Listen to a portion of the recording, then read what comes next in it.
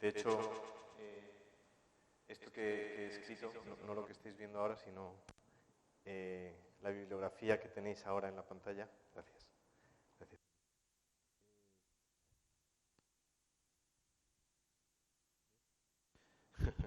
Si antes lo digo.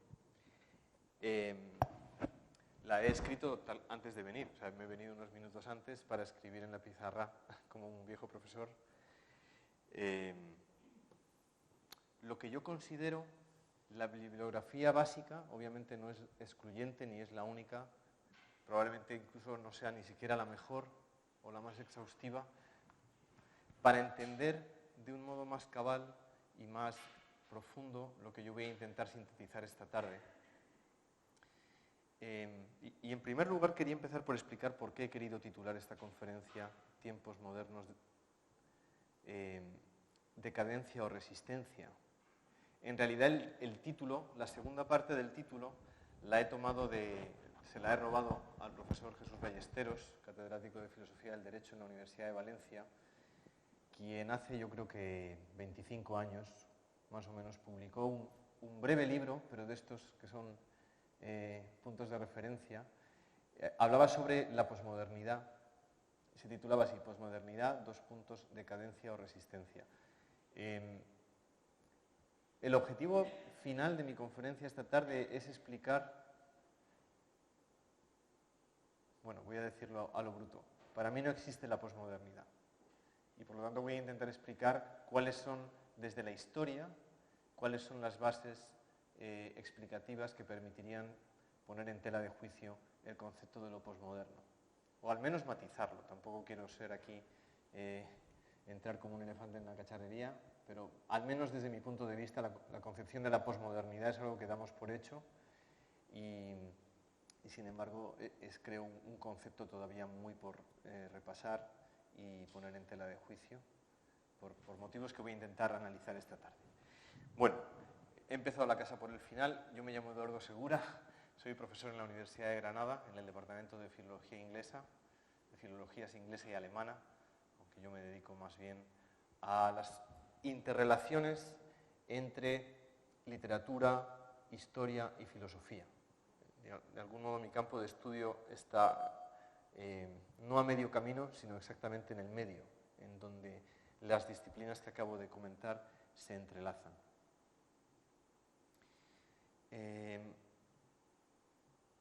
Y por lo tanto, la exposición que voy a intentar hacer no está apoyada no es una conferencia de historia.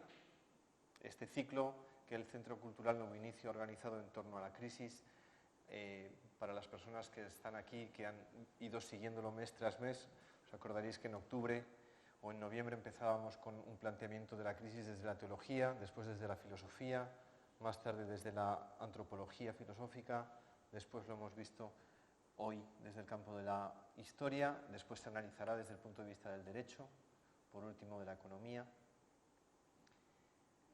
Porque algo tan complejo como la crisis que estamos atravesando ahora requiere una mirada calidoscópica, una mirada poliédrica y por lo tanto un acercamiento restringido nos permitiría solamente analizar una serie de causas y efectos demasiado estrecha. Y por lo tanto hoy yo no me voy a referir tanto a hechos históricos concretos cuanto al modo en que esos hechos se han concatenado unos con otros en los últimos 100 años. En realidad en los últimos 150 años.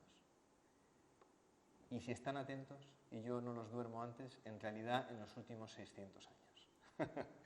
El reto que yo tengo es intentar explicar de qué manera lo que entendemos por modernidad es un proceso muy complejo que desde mi punto de vista comienza en el siglo XIV, que tiene como primer aldabonazo, yo creo que dos hechos. La peste negra en el bienio 1348-1350, el modo en que la peste bubónica literalmente diezma, hasta el punto de reducir a la mitad de la población europea, en algunos países a menos de la mitad. Y por otro lado, el modo en que en la historia de la filosofía Duns Scoto y Guillermo de Ockham llevan a cabo un giro en la manera de pensar, que será de algún modo lo que mine la credibilidad de la metafísica en siglos por venir, siendo, desde mi punto de vista, René Descartes el siguiente jalón en esa historia de pasar de una filosofía básicamente realista a una filosofía de corte más inmanente, que explotará definitivamente con Kant y después con Hegel. Y por lo tanto, lo que quiero mostrar esta tarde en la conferencia es el modo en que se entrelazan historia, literatura, filosofía, las diferentes artes. He traído un DVD de la Suma Pictórica sobre las vanguardias. Si luego nos da tiempo, me gustaría proyectar algunas secuencias para que se vea de qué manera lo que continuó, los movimientos artísticos, especialmente en la pintura, posteriores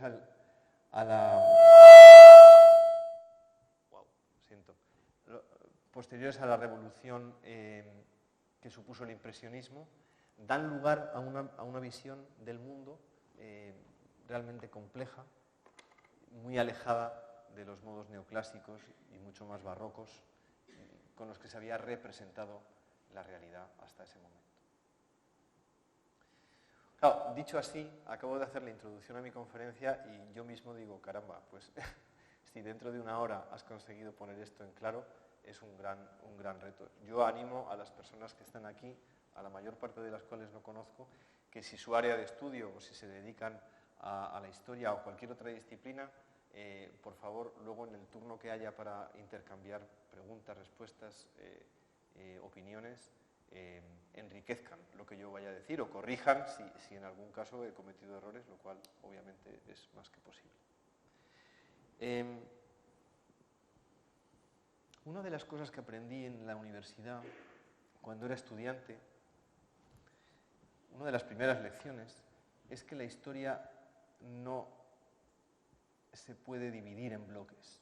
Es decir, la división en bloques que debemos fundamentalmente a Lorenzo Valla, uno de los primeros filólogos profesionales, por decirlo de algún modo, que ya en el Renacimiento comienza a poner las bases de lo que luego será la filología comparada, el análisis textual para empezar a ver cuál es la autenticidad de los textos.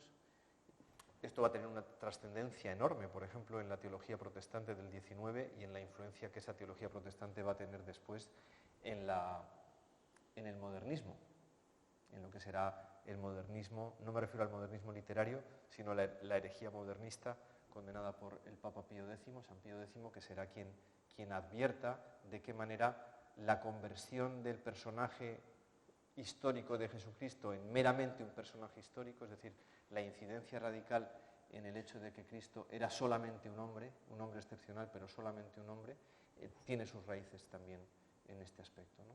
Es decir, en el hecho de ir a analizar los textos desde los originales, arameo, hebreo, y después la traducción de los 70 al griego y después de ahí al latín.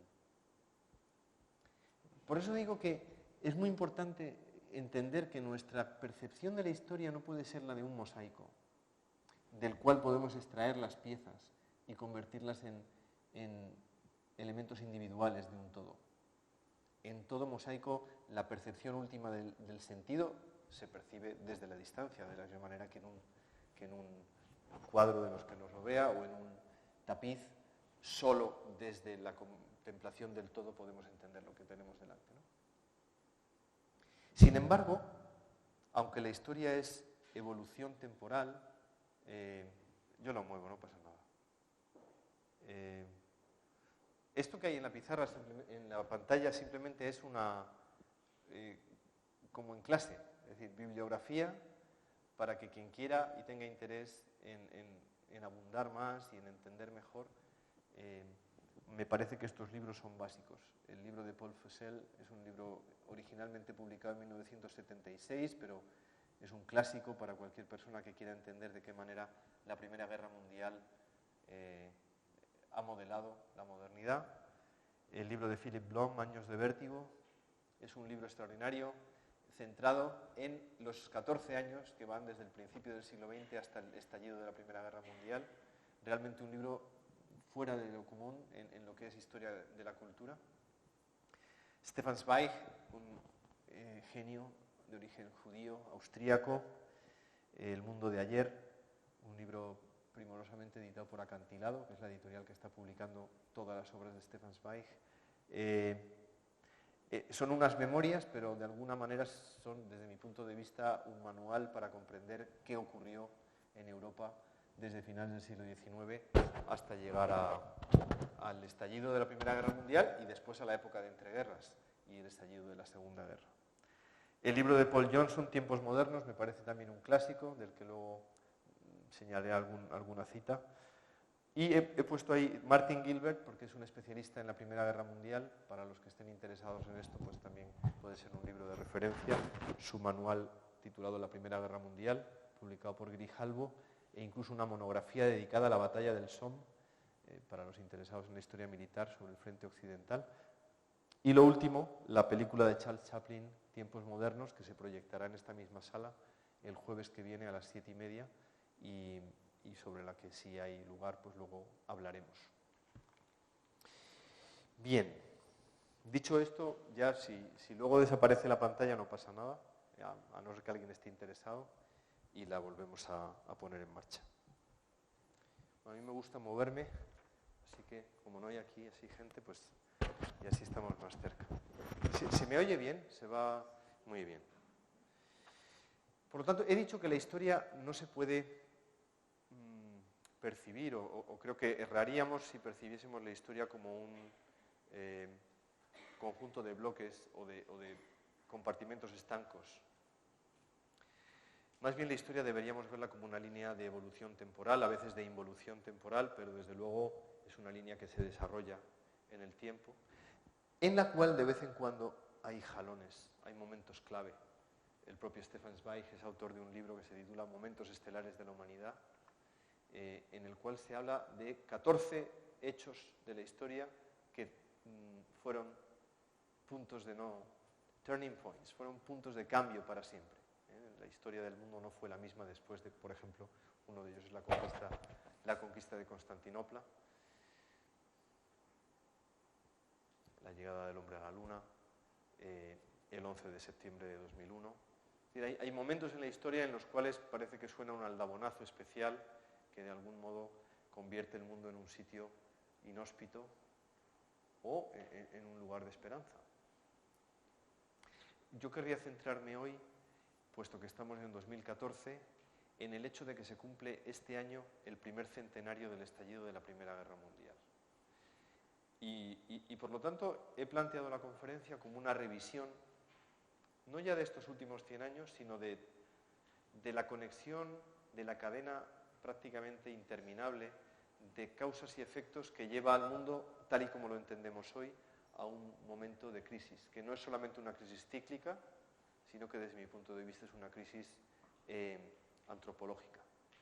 Como la última conferencia hace menos de un mes tuvo como eje el acercamiento a la crisis desde la antropología y fue impartida por un profesor, el profesor Higinio Marín, del cual no soy capaz de repetir el modo en que él es capaz de conectar, sobre todo las ideas que él habló, fue la relación de los planteamientos de Hobbes, John Locke, Rousseau y Hegel con el modo en que la crisis se ha manifestado como un epítome, digamos, en la economía, pero desde luego la crisis es una crisis de la humanidad.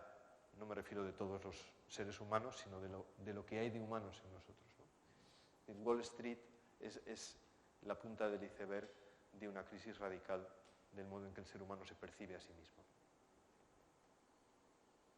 Yo sostengo como punto inicial que la Gran Guerra, la Primera Guerra Mundial, es el punto sin retorno de la historia contemporánea. Es decir, pocas veces en la historia de la humanidad se puede poner una fecha y decir antes de esta fecha, pues después de esta fecha, ¿no? Para mí 1914 es el momento en que concluye el mundo antiguo. Concluye el antiguo orden. No solamente el antiguo régimen como régimen político, sino el antiguo modo de entender el mundo. Voy a poner un ejemplo trágico. En la primera carga de caballería del ejército inglés contra los alemanes, la caballería cargó con el sable en ristre contra una batería de artillería alemana, de ametralladoras, que barrieron lógicamente a los soldados que iban a combatir a los campos de Europa todavía muy vinculados a los conceptos de honor, a todo el código de honor característico del romanticismo. La Gran Guerra durante esos 4 años va a terminar con toda una generación, la llamada generación perdida, para quien ese mundo era el mundo de ayer. Era un mundo en el que todavía existían unas coordenadas de comportamiento, de modo de entender la historia, de modo de entender quién era quién en el gran teatro del mundo, adecuadas, ordenadas, cósmicas, en el sentido griego de la palabra, es decir, lo cósmico es aquello que está adecuado a un orden. Más adelante hablaré de cómo lo que ocurre a partir de 1918 es lo contrario. El mundo que surge de las cenizas de la Primera Guerra Mundial, el mundo que renace de las trincheras, es un mundo caótico.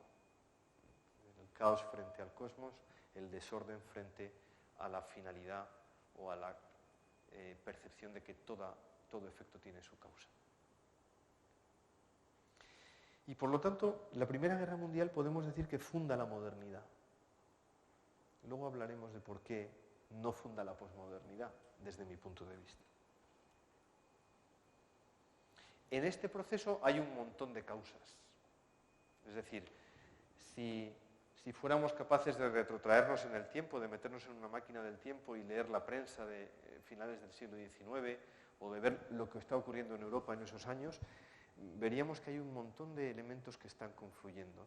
Por una parte tenemos el Imperio Británico, que desde 1837, con la llegada de la reina Victoria al trono inglés, hasta su muerte en 1901, va a gozar de esas curiosas, no casualidades, sino de esos curiosos hechos que hay en la historia, que son los reinados largos. Un periodo de reinado largo o un pontificado largo, como fue por ejemplo el de Juan Pablo II, permiten que para bien o para mal se pueda determinar una línea concreta de actuación. Es muy difícil, creo que imposible entender la época victoriana, el Imperio Británico sin la reina Victoria. Es imposible entender Inglaterra sin esa sucesión de primeros ministros, Tories o Whigs, que van aconsejando a la reina de una u otra manera, pero siempre con la mirada puesta en que Inglaterra es la nueva Roma y que por lo tanto el orden y la civilización van a venir del imperio de las buenas intenciones, de esa idea de que es Inglaterra la que va a llevar la luz de la razón y la educación a los rincones del mundo más alejados. Esa especie de Commonwealth que no solamente era un mercado común en la economía, que también, sino que también era un lugar donde Inglaterra iluminaba con su presencia, ¿no? Al menos esa era su pretensión. Lógicamente, la descolonización nos ha demostrado de qué manera, sobre todo en África, la política de las metrópolis ha llevado a cabo una destrucción gigantesca. Cualquier país de África que miremos a día de hoy es heredero, triste heredero, de una repartición posterior a 1918 con el Tratado de Versalles, en la que África se convierte en una tarta, de la que cada uno, con regla, con escuadra y cartabón, cada país, cada potencia europea, va dividiendo, generando países artificiales y, por lo tanto, poniendo la semilla de futuros conflictos entre tribus, muchas veces enemigas, ancestrales, y que se ven obligadas a convivir bajo una misma bandera. Ya sabéis que Inglaterra intenta construir el eje oeste-este, mientras que Alemania e Italia intentan construir un eje norte-sur en África, de modo que el continente completo quede en manos de las grandes potencias y se convierta en una especie de fuente de recursos para satisfacer el insaciable apetito del capitalismo. Entre paréntesis, veo que esto me maravilla siempre ver personas que toman notas en las conferencias, porque es maravilloso. El día de la conferencia del profesor Higinio Marín, me maravilló ver a un profesor de la universidad tomando notas como con la ilusión de un alumno de primero de carrera, ¿no? Tomando ahí sus... Entonces, para los que toméis apuntes, una película que recomiendo para entender la crisis actual desde el punto de vista de la economía es Margin Call. ¿Lo voy a escribir? ¿Puedo escribir? This is fantastic. Así, aprovechando que tengo aquí esta... La escribo en cualquier lado, ¿no? ¿Dónde está el ratón? Aquí. Es una película del año 2011, protagonizada por Kevin Spacey, Jeremy Irons, en fin, un reparto de lujo, situada, ambientada en el año 2008, en el crack de Wall Street en 2008, muy bien explicado, a mi juicio incluso mejor que las películas de Oliver Stone sobre Wall Street, las dos, la que hizo en los 80 y la segunda parte del año 2010, me parece. Bueno, por lo tanto, nos hemos puesto con la imaginación en la época victoriana. En la época victoriana es un momento de la historia del mundo en el cual la segunda revolución industrial inglesa está poniendo en marcha literalmente los motores del mundo, es decir,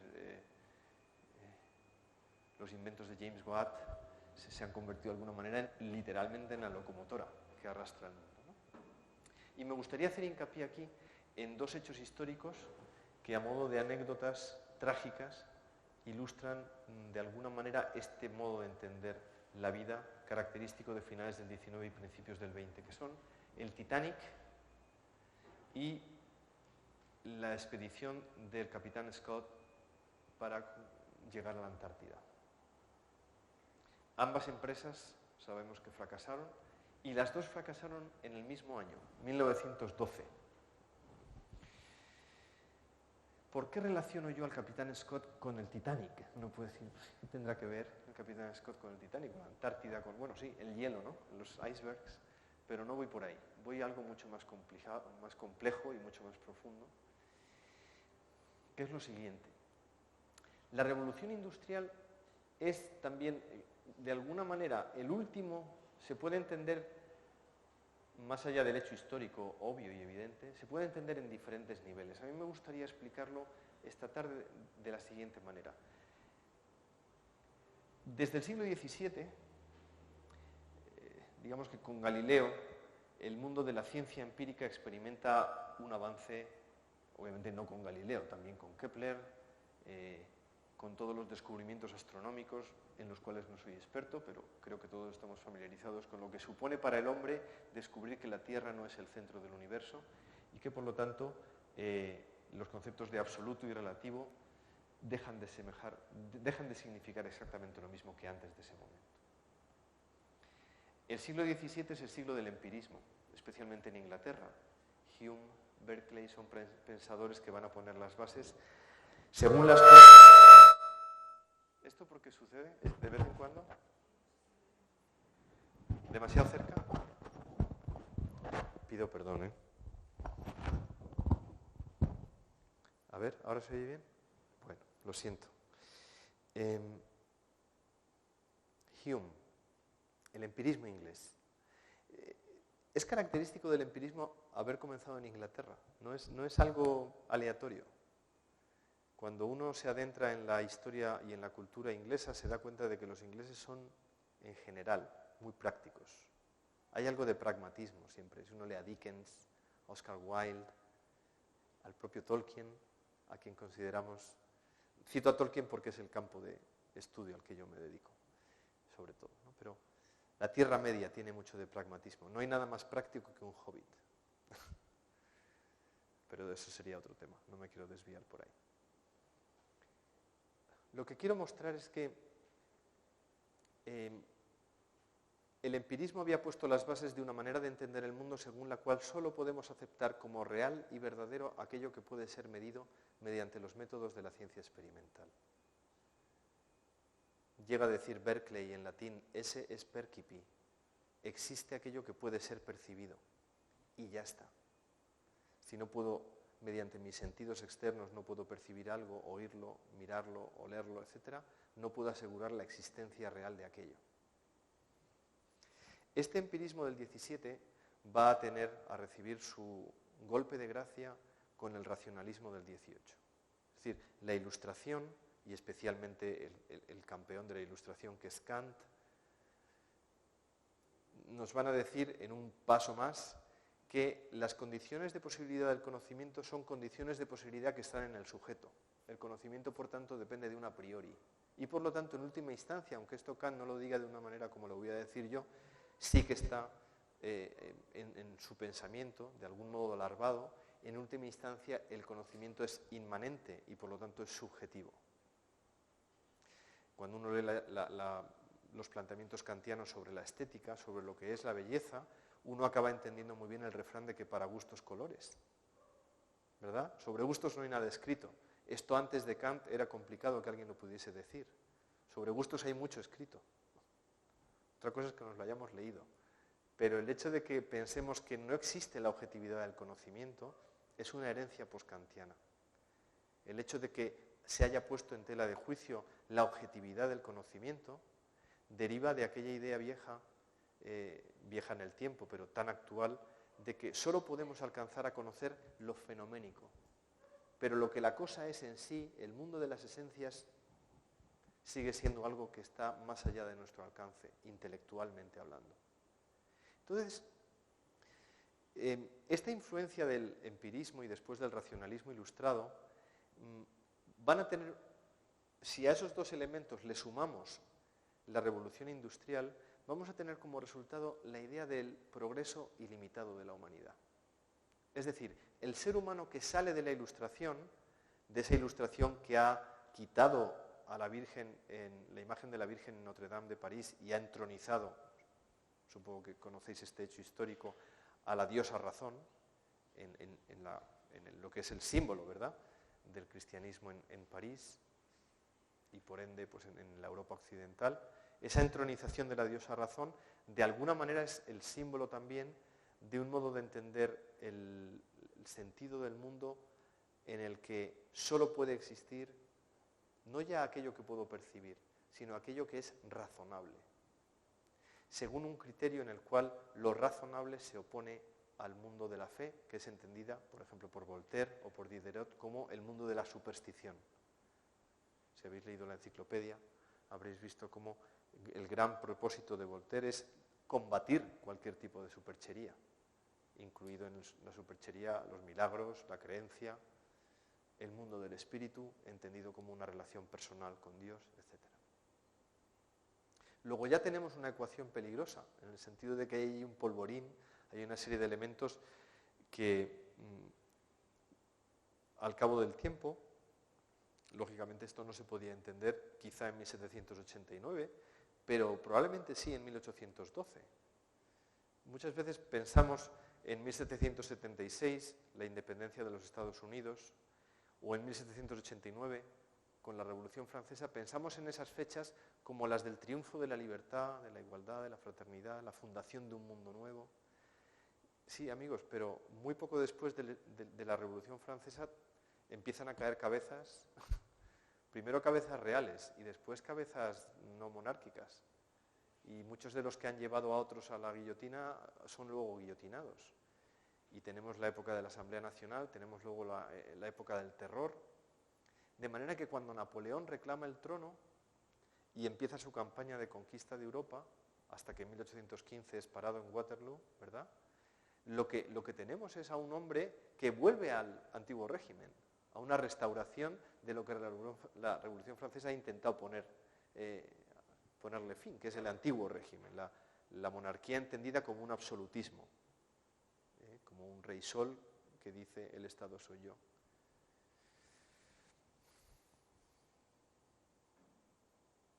Entonces, ¿qué tenemos? Estos elementos de la ecuación que estoy intentando trazar, ¿por qué tienen que ver con el Titanic y con el Capitán Scott?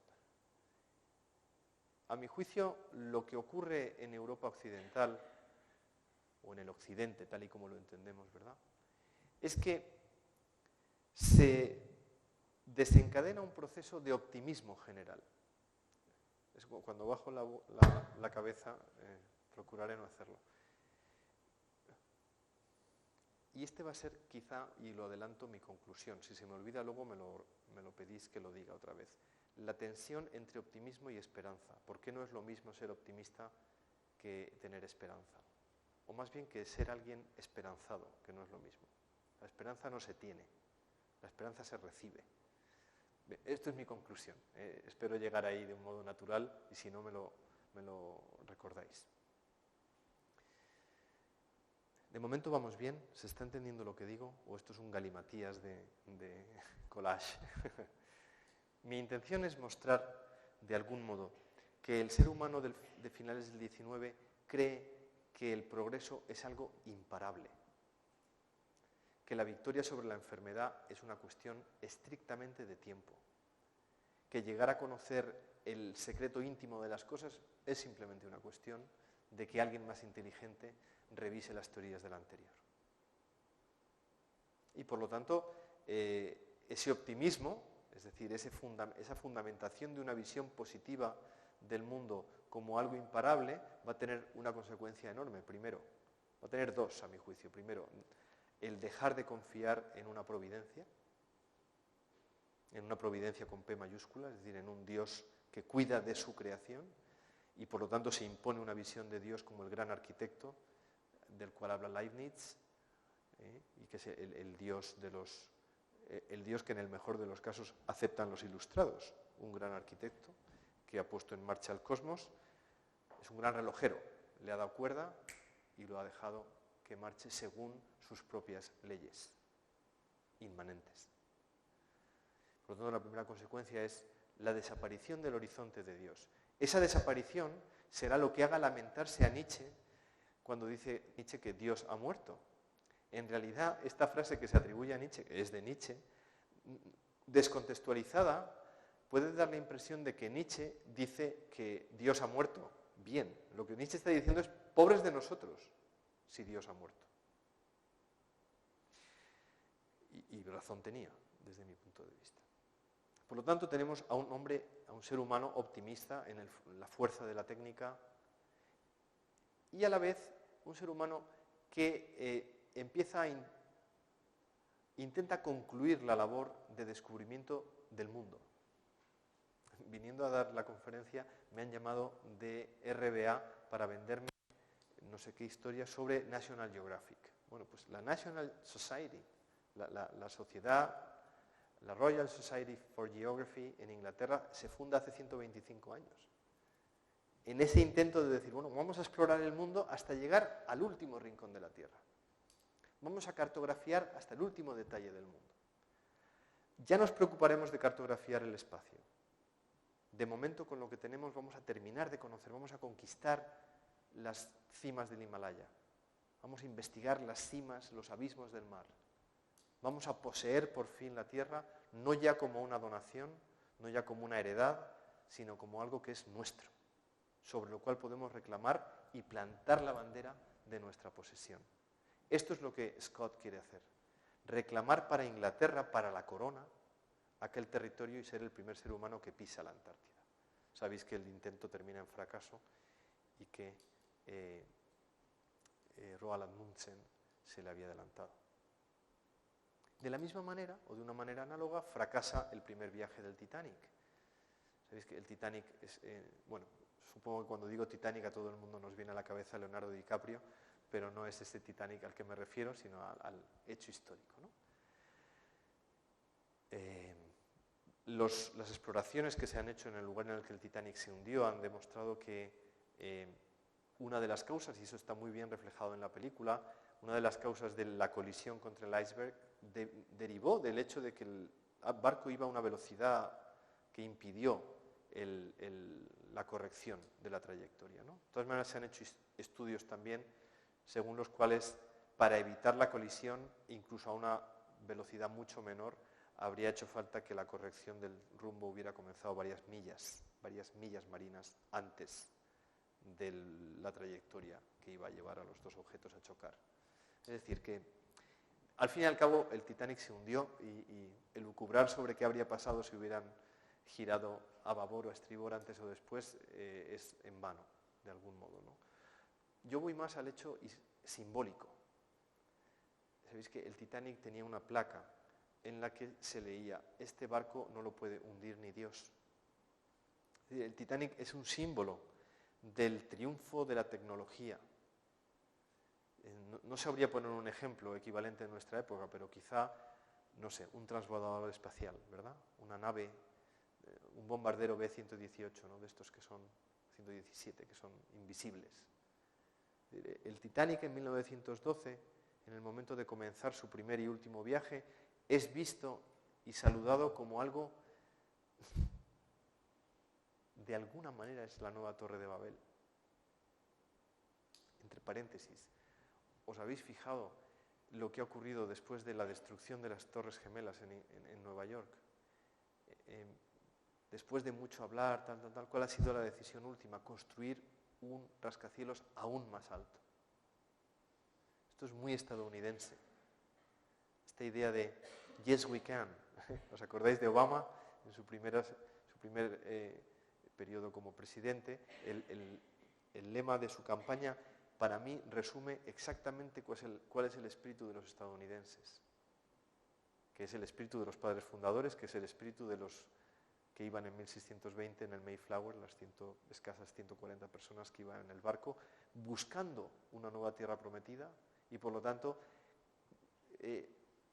además como puritanos, perseguidos tanto en Inglaterra como en Holanda, como dissenters, como personas que estaban en disensión con sus iglesias respectivas, marchan a buscar una nueva Israel con la conciencia plena de que la tierra que encuentren es algo que Dios les ha dado a ellos. Cuando los discursos de los presidentes estadounidenses terminan Dios bendiga a América, ¿verdad? Uno dice, caramba, pero América es mucho más, ¿no? O sea, América es desde Canadá hasta la Patagonia. La restricción del concepto de América a los Estados Unidos tiene una raíz teopolítica y por lo tanto, tristemente, de mucho calado filosófico y práctico. Es decir, cuando Barack Obama o quien sea, el presidente de turno, envía la sexta flota a determinado lugar del mundo, detrás lo que hay es la conciencia plena de que los Estados Unidos son garantes de valores espirituales que justifican el uso de la violencia. Y por lo tanto veis que no podemos hablar solamente de hechos históricos. El hecho histórico, lo que mueve el mundo al final son las palabras y las ideas. Hay una anécdota divertida, si os gusta Woody Allen, yo no recuerdo en qué película es, pero hay una película de estas de Woody Allen tan chispeantes de humor, en la que él y su esposa salen de ver una ópera de Wagner y él le dice a ella, no me gusta Wagner, cada vez que veo algo de Wagner me entran unas ganas tremendas de invadir Polonia. Entonces uno dice, caray, claro, es el típico humor negro y ácido de Woody Allen, pero claro, uno no puede dejar de pensar que Wagner ya no es lo mismo después de Hitler. Sin tener ninguna culpa Wagner, ¿verdad? Pero es difícil sustraerse a esa sensación porque palabras como Danzig ya no son simplemente un puerto de salida al Báltico, sino que están teñidas de sangre, ¿no? Por lo tanto, el mundo que contempla el fracaso de la expedición a la Antártida del capitán Scott, que contempla pasmado el hundimiento del Titanic el 4 de abril de 1912, es un mundo que de repente es frenado en seco, en esa especie de línea ascendente de la cual se supone. Por tanto, era un mal augurio. Así es visto por la prensa del momento, así es visto por los pensadores del momento, que estos dos hechos aparentemente sin relación se produzcan, sobre todo en retrospectiva, se produzcan apenas 2 años antes del estallido de la Primera Guerra Mundial. ¿Qué hace posible la conexión entre estos dos hechos? Ya he dicho algo hasta ahora, pero para mí el problema de fondo está en esa confianza insultante del ser humano en sus propias capacidades. Es decir, la invención de la rueda, el descubrimiento del uso del fuego, la invención de la imprenta en 1453, la primera revolución industrial, la segunda revolución industrial a partir de 1850, estos momentos hacen que, digamos, que el ser humano cada vez más tenga una base real, a priori al menos, para decir, llegará un momento en que podamos vencer tal y cual amenaza, sea en forma de enfermedad, sea en forma de límite, etc. Llega un momento en que de repente la realidad se impone. ¿Cuál era esa realidad? La realidad nos obliga a mirar otra vez un poquitín más atrás en la historia. Fijaos, en 1871 Alemania se unifica. La unificación alemana en 1871, sin que nadie en aquel momento se dé cuenta, convierte a Inglaterra en el objetivo radical de los alemanes. ¿Por qué? Desde Trafalgar y mucho antes, la armada inglesa es la armada más completa y más... 2 de cada 3 barcos que existen en el mundo a mediados del siglo XIX son ingleses. Y por lo tanto lo que hace Alemania es convertir su economía en una economía de guerra, algo que tristemente repetirá a partir de 1918, como veremos dentro de un rato. La pretensión de Alemania a partir de 1871 es igualar a su gran enemigo. Se interpone solamente Francia. Me refiero geopolíticamente, Francia es el obstáculo, ¿no? Por eso lo primero que hará Guillermo, el Kaiser Guillermo, y después Hitler, será invadir Bélgica y después para tener un puente de acceso a Francia y llegar cuanto antes a París. Pero el objetivo final, obviamente, es conquistar Inglaterra. En 1871 esto está todavía lejos, pero Alemania empieza una construcción continua de barcos, de buques de guerra, sobre todo de acorazados y destructores, y también de submarinos. Sabéis que el gran fracaso de Churchill como ministro de la guerra en la Primera Guerra Mundial es precisamente la guerra submarina, para la que no estaban preparados, ¿no?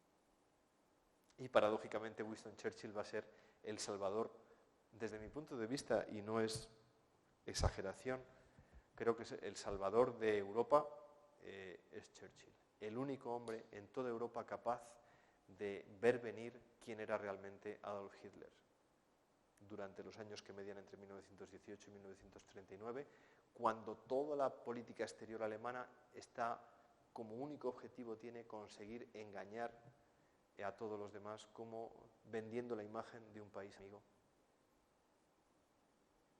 Literalmente el único que sospecha que hay algo más es Churchill.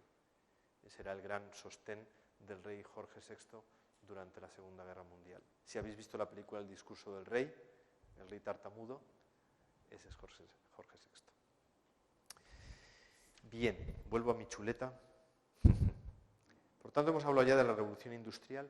¿Qué significaba la Revolución Industrial? En realidad la Revolución Industrial significaba,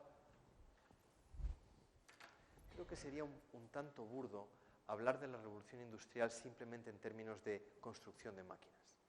La Revolución Industrial representa también el final del viejo mundo en la tensión entre naturaleza y máquina.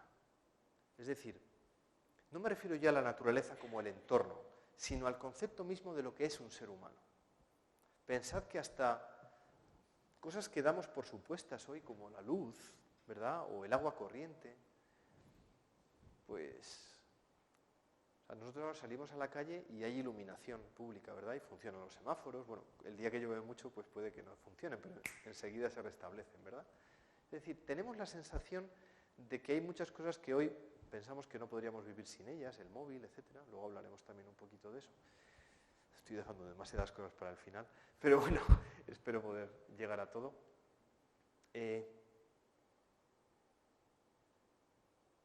La revolución industrial era, desde mi punto de vista, simbolizaba la lucha entre el concepto de naturaleza, de vida en la naturaleza, tal y como lo entendían los románticos. O sea, uno lee a Wordsworth, a Coleridge, a Goethe, y la sensación que tiene es que la naturaleza es algo que tiene vida propia y que lo natural en el hombre, los trascendentalistas norteamericanos de Concord, Emerson, Walt Whitman, Henry David Thoreau, si habéis visto El Club de los Poetas Muertos, todos los autores que inspiran a los personajes y a los chavales y al profesor Keating en esa película, el mar de fondo que hay detrás es esta idea, ¿no?, de que la naturaleza es el ámbito natural, valga la redundancia, donde el hombre debe vivir, donde para el que ha sido pensado.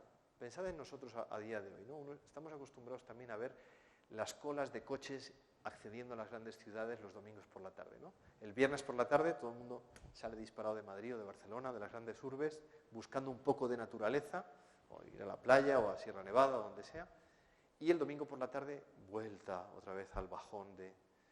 Esto es muy habitual en Facebook, otra vez lunes, entonces todo el mundo ahí con caras de desánimo, ¿no? O por fin ya es viernes, ¿no? Entonces, este tipo de extremos, según los cuales el horizonte vital es de lunes a jueves por la noche, en el caso de algunos universitarios, o de bastantes, y luego de lunes otra vez a jueves, y entonces hay un paréntesis ahí nebuloso en el que no se sabe qué ocurre viernes, sábado y domingo. ¿Qué hay detrás de esto? El ser humano actual es heredero también de esa ruptura que experimentan como una grieta los románticos a mediados del siglo XIX y cuyos corolarios llegan hasta la actualidad. Es decir, el movimiento hippie no penséis que es otra cosa que el intento de una recuperación del sentido de una comunión con la naturaleza. Movimientos como el New Age o toda esta idea, el cada vez más habitual éxito de las filosofías orientales, de la meditación, del zen, todos estos modos de encontrarte contigo mismo, ¿no? En el fondo obedecen a esta ruptura radical, que no es una ruptura. ¿Qué significaba la máquina? La máquina significaba de alguna manera un atajo.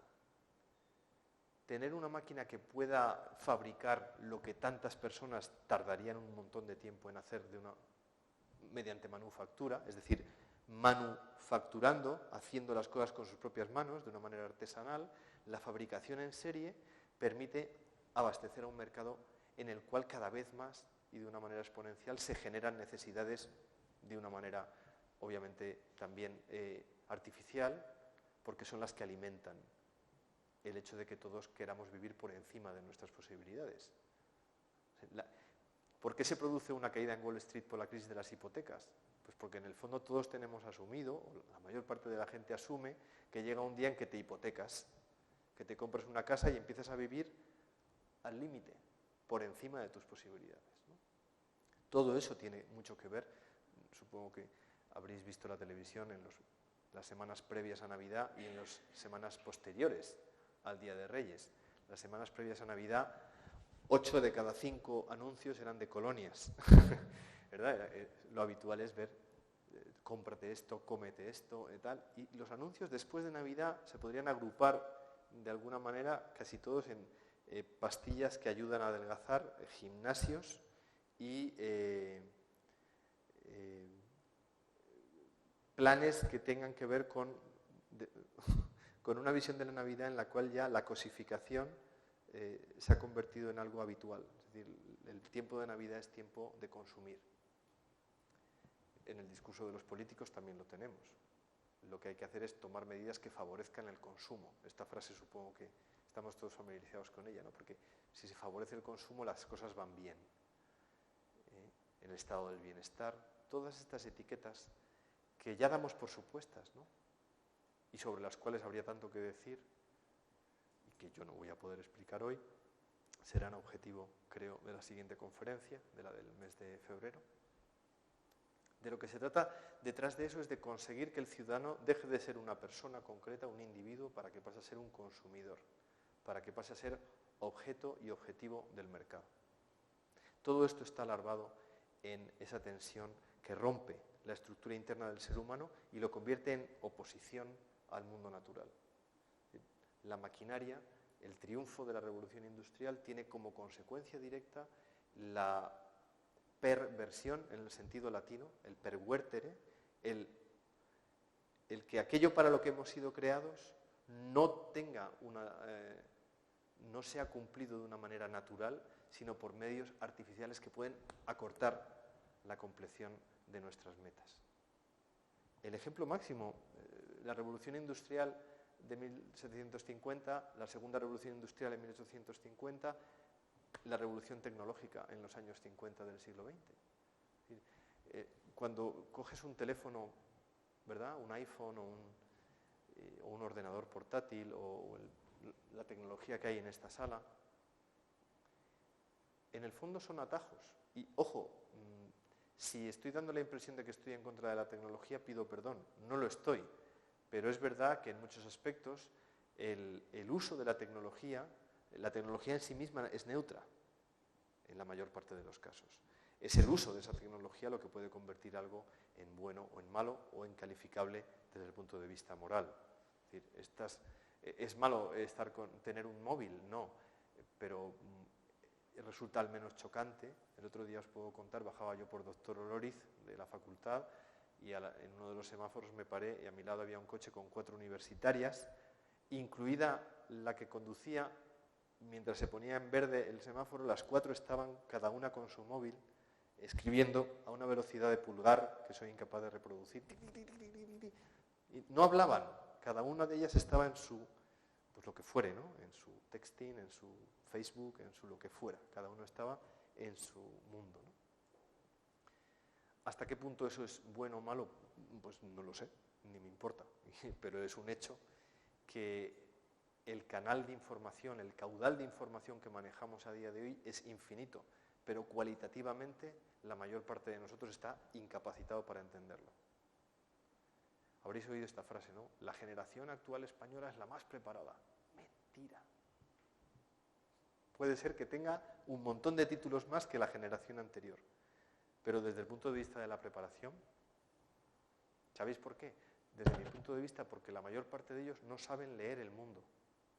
No me refiero al periódico, ya me entendéis. No saben leer la realidad. A veces no saben leerla porque no saben leer. En otras ocasiones no saben leerla porque no tienen los elementos que necesitan para decodificar lo que tienen delante. Entonces son capaces de acceder a torrentes de información ingentes. Y en esa misma afluencia de datos es donde se ahogan. Porque no hay un criterio, no hay una base, no hay un sistema educativo que les haya enseñado, sobre todo, a discriminar qué es lo que se puede, cómo se puede equilibrar la cantidad de conocimiento. Vamos a ir avanzando porque si no... Bien, esta idea del progreso ilimitado, ¿a dónde apunta? A mi juicio apunta a algo que ya Milton, en su gran obra El paraíso perdido, habla, ¿no? O alude al hecho de que el paraíso puede ser algo que se consiga en la tierra. Tanto Rousseau como Hegel y sobre todo Marx, que no en balde era muy rusoniano, cuando hablan del paraíso como algo que ya se puede, es más, que se debe construir en la tierra y que se debe, en el uso de Marx, imponer. Si es con el uso de la violencia, pues con el uso de la violencia. Y por lo tanto, si por una parte no hay más paraísos que los perdidos y por otra parte la consecución de un paraíso debe ser algo a lo que todos aspiremos, el mejor vehículo o el tren que debemos coger, valga la imagen, es el tren del progreso, el tren de la mecanización. Ese paraíso inmanente tiene a su vez una moral inmanente. ¿Cuál es esa moral inmanente? Pues es esa moral de acuerdo que establece Kant en su crítica de las costumbres. Una moral que se pudiera pactar. ¿Cuál es el intento de Kant? Pues el intento de Kant es un intento muy bien intencionado. Recomiendo otro libro para entender bien esto, que es Tras la virtud, del pensador escocés Alasdair MacIntyre. Es un libro editado, me parece, en España por la editorial Crítica. El libro original es de 1984, la edición española es de 2001. Es un libro que recorre la historia de la ética desde Aristóteles hasta la actualidad. Especialmente interesante el capítulo 9, que se titula ¿Aristóteles o Nietzsche? Así, entre interrogaciones. Y que plantea no estos dos pensadores como una dicotomía, sino el modo en que dialogan Aristóteles y Nietzsche y los planteamientos de la ética de ambos, ¿no? La tesis básica será que para Aristóteles el ser humano es telos, es fin en sí mismo, es persona. Mientras que para Nietzsche el sujeto es un sujeto social. Y por lo tanto, frente a la idea del bien común, que está en Platón o Aristóteles, o en el pensamiento clásico hasta el siglo XIII, se impone la idea del interés general. Si habéis escuchado el discurso político de cualquier color, al menos en este país, el tema del interés general está muy presente a la hora de debatir, por ejemplo, ahora la ley del aborto. Siempre se habla de, tomaremos medidas en función del interés general. No se habla jamás de la idea de bien común, puesto que el propio concepto de bien común es considerado como algo perteneciente al territorio de lo imposible, es decir, a aquel lugar en el cual no existen las certezas, porque las certezas han sido aniquiladas a partir del racionalismo, porque no podemos tener conciencia cierta de la existencia de lo que es extramental. En última instancia, Descartes tendría razón, cogito ergo sum. Si pienso y por tanto existo, en última instancia la existencia del mundo exterior a mi mente es algo que creo yo. El mundo no es como es, sino como yo lo percibo. ¿Vale? Y por lo tanto entra un elemento que será clave en el siglo XX, que será por una parte el individualismo y por otra parte el relativismo. Todas las cosas dependen del sujeto que las percibe. Y por lo tanto podemos discutir en igualdad de opiniones porque frente a una jerarquía vertical tenemos una transición a la horizontal en la cual todas las opiniones valen lo mismo, porque se ha producido una democratización a la baja, según la cual todos estamos en el mismo nivel y podemos discutir sin ningún tipo de referencia a una verdad respecto de la cual no solamente se mide mi opinión, sino que nos medimos cada uno de nosotros. Todos somos iguales, ¿no? ¿Ante qué? ¿Ante la verdad? No, ante la ley. No sé si sois aficionados a las series de televisión estadounidenses o a las películas estadounidenses, pero ¿os habéis dado cuenta de que se repite en las películas o en las series, se repite mucho el concepto de lo correcto? ¿Estás haciendo lo correcto? Nadie se plantea si estoy haciendo las cosas bien, sino si estoy haciendo lo correcto. Y si estoy haciendo lo correcto, ¿según qué? ¿Según qué parámetro? El que me marca la ley. Yo tengo 3 niños pequeñicos y me sé las películas de Pixar así, las de Disney también, pero las de Pixar más todavía. En la primera película de Toy Story, ¿habéis visto Toy Story? Cuando los juguetes cobran vida, no, en Toy Story 2, en la segunda parte, hay un momento en que un coleccionista de juguetes roba al vaquero. Y los demás juguetes están viendo esta escena desde el alféizar de la ventana de la habitación del protagonista, del niño, y entonces el tiranosaurio, una criatura muy divertida, que es un dinosaurio pero con poca autoestima, es muy divertido, entonces, grita, que alguien lo pare, algo así como, está robando a Woody, eso es ilegal. O sea, fijaos, en una película hecha por unos genios como los de Pixar, el problema de robar ya no es que esté mal, sino que es contrario a la ley.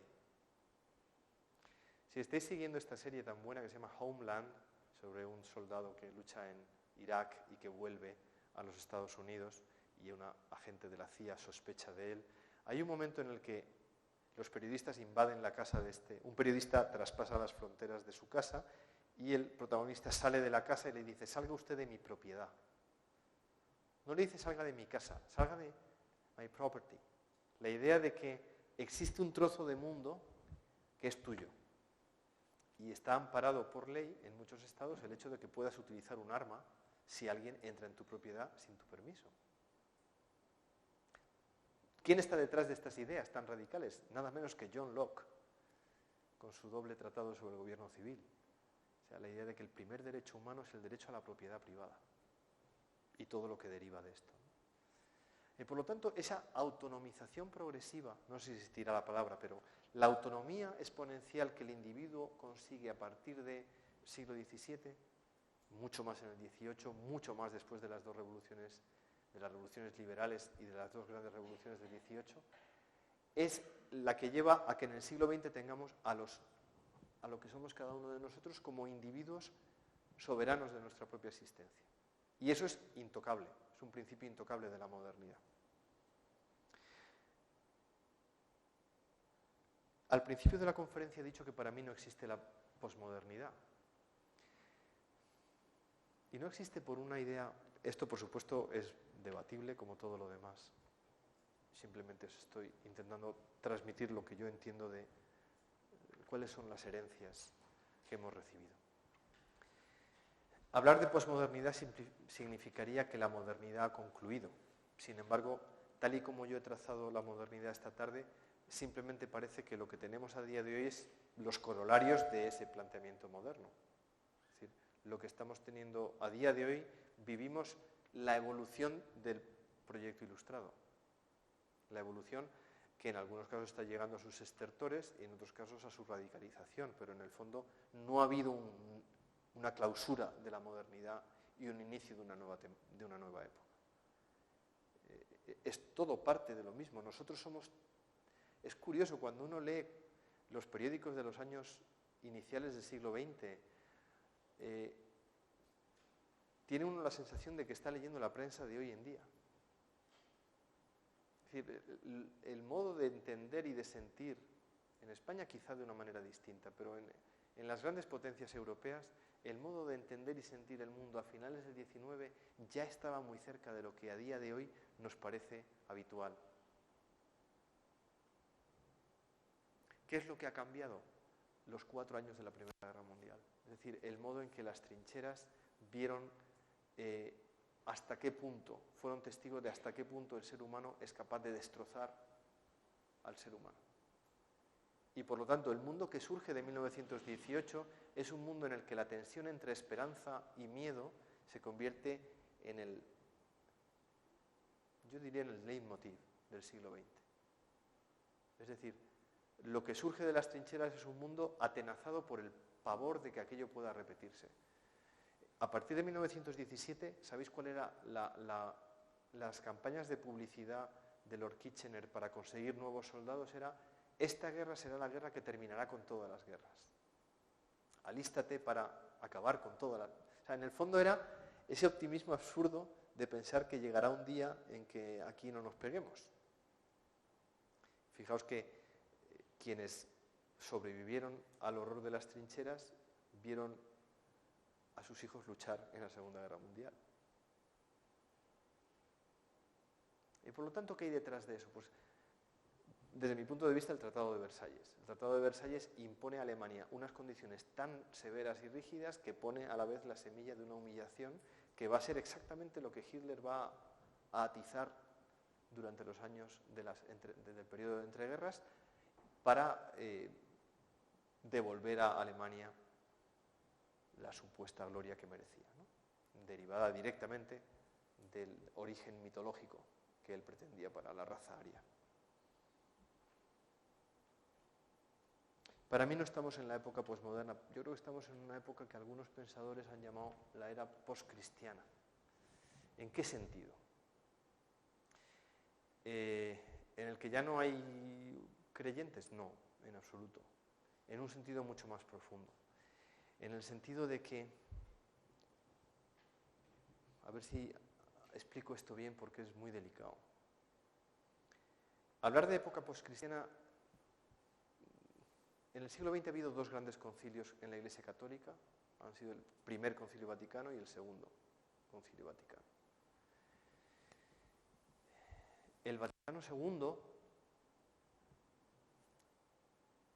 finales de los años 60,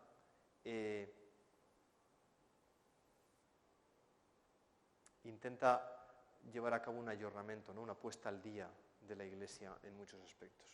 Claro, será Pablo VI, Juan Pablo I, Juan Pablo II, Benedicto XVI, ahora el Papa Francisco, quienes están intentando desarrollar el concilio, pero el concilio en su mayor parte está, ahí está. Me gustaría saber cuántos católicos han leído los documentos que emanaron del Concilio Vaticano II. ¿Por qué hablo de época postcristiana? Porque creo que la Iglesia, después del primer Vaticano, del primer Concilio Vaticano, en la década de los años 10 del siglo pasado, como reacción a la herejía modernista, hizo mucho hincapié en que la fe consistía en hacer cosas. Y por lo tanto, la fe podía ser reducida a una especie de código de conducta. El otro día, en una de las clases que doy en la universidad, pregunté: ¿cuántos de vosotros pensáis que la Iglesia Católica es una ONG? Y el 90% de la clase levantó la mano. Es decir, existe una conciencia de que la Iglesia tiene como finalidad llevar a cabo las obras de caridad, dar de comer al hambriento, dar de beber al sediento, abrigar al desnudo, dar cobijo al que no tiene casa. Y uno dice, pues no van por ahí los tiros. Sin embargo, el hecho de que podamos decir, o al menos yo lo afirmo de una manera rotunda, que vivimos en una era poscristiana, no quiere decir que hayamos clausurado. No es mi intención y de hecho no es mi convicción. Hablo de época poscristiana en tanto en cuanto la relación personal del individuo con Dios ya no es lo básico. Se ha producido en la Iglesia Católica, al menos en la Iglesia Luterana es fundacional, porque no existe otra cosa que no sea la relación de uno con Dios directamente, o una predestinación, de un modo más radical con Calvino. En la Iglesia Católica lo que se ha producido es una descentralización. Ya no gira todo en torno a Cristo, sino que todo gira en torno a los diferentes carismas que han ido surgiendo, sobre todo a partir del Concilio Vaticano II. De manera que la vinculación del ser humano creyente con Dios se produce inmediatamente, no inmediatamente, sino inmediatamente, a través del grupo al que uno pertenece. Ni siquiera de la parroquia, sino muchas veces. ¿Qué consecuencias puede tener esto? Ni idea, ni soy yo quien para juzgarlas. Pero desde mi experiencia personal, lo que sí se puede ver es que las consecuencias indirectas de esto sí que tienen que ver con una manera de percibir lo que significa creer como algo reducible a un código, a la obediencia a un código. Hago esto, hago esto, hago esto, hago esto. Pero no a un ser que da sentido a todo lo demás. Esto se manifiesta de una manera muy clara, lo voy a explicar. Por ejemplo, no sé si veis los canales de alguna manera, entre comillas, confesionales, pues 13TV o Libertad Digital. Cuando uno ve las películas que proyectan estos canales, a mí personalmente se me caen las manos pies. Porque parece que las películas que tienes que ver si eres creyente son la biografía de Santa Clara, una historia sobre el Papa no sé qué, o Sonrisas y Lágrimas. Pero es que no va de eso. Es decir, lo que creo que se ha perdido, y esta es una gran tragedia de nuestro tiempo, desde mi perspectiva, es la vinculación esencial entre la creencia y la belleza. Se ha hecho tanto hincapié desde el Concilio de Trento en que la fe es una moral que hemos perdido de vista que la fe es fundamentalmente una estética, una manera de percibir la belleza de Dios que está en todas las cosas. Y por lo tanto, el cristianismo y el cristiano se ha desentendido del mundo de la cultura. Y uno piensa que para hacer una película con valores, pues tiene que ser, pues esto, bella, ¿no? Una película contra el aborto. Pero es que la película es malísima. Está muy mal dirigida, bastante mal interpretada, con un guión muy pobre. Luego es una mala película. Sin embargo, una bella película, un cuadro hermoso, una obra de teatro conmovedora, no tienen por qué tener un tema directo relacionado con tal o cual dogma o con tal o cual vida de un santo. ¿Entendéis a lo que me refiero? Es el modo de decir, toda verdad habla de Dios. Y por lo tanto, estoy hablando de era poscristiana en ese sentido. Para mí no es esta la época posmoderna, es una época en la que hemos dejado atrás a Dios como un ser personal para sustituirlo por un código de conducta que no es el kantiano, no es el de la moral de imperativos categóricos, aunque puede serlo, sino el de una especie de Dios con el que uno puede negociar. Una especie de contrato. Yo hago esto y ahora te toca a ti cumplir tu parte, que es salvarme. Como si fuera un quid pro quo, donde la gracia, como tal don, ha quedado apartado. Y por lo tanto nos encontramos la paradoja de que los corolarios de la herejía modernista a principios del siglo XX han dado lugar a una manera de entender el catolicismo muy cercana a Lutero, en la cual ser cristiano es ser Popeye, es decir, ser un tío con unos músculos de acero que es capaz de llevar adelante todo con un ascetismo extraordinario y con una fuerza de voluntad y con un sobreponerse a las dificultades. Y bueno, Dios ayuda, ¿no? Claro que sí. A Dios rogando, pero con el mazo dando. Y a Dios le pido ayuda, pero sobre todo el mazo. Bien. Pensad, por ejemplo, en el mundo de los superhéroes. Todos los superhéroes que conocemos a día de hoy, importantes, surgen en la época de entreguerras. Empezando por Superman, cuyo nombre no deja lugar a dudas sobre qué hay detrás.